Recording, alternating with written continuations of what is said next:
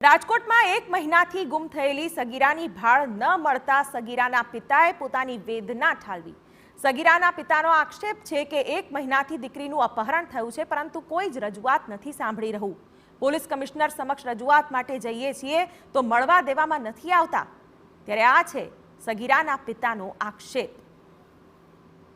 કે અમારી દીકરીનું અપહરણ થયું 29 તારીખે શુક્રવારે સાંજે 7 વાગે અમે પોલીસ સ્ટેશને ફરિયાદ કરાવી અને 1 મહિના દિવસથી હડિયું કાઢી છે।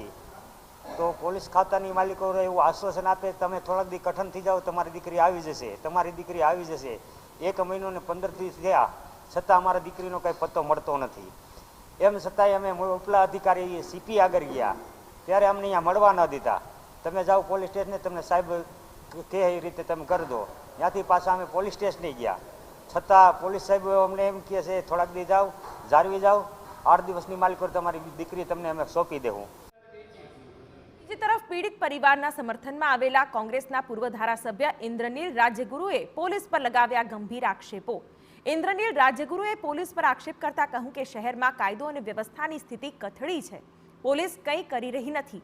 નશાની સામગ્રી ખુલ્લે આમ મળે છે, જો રૂપિયા મળે એમ ન હોય તેવી ફરિયાદ પોલીસ લેતી નથી।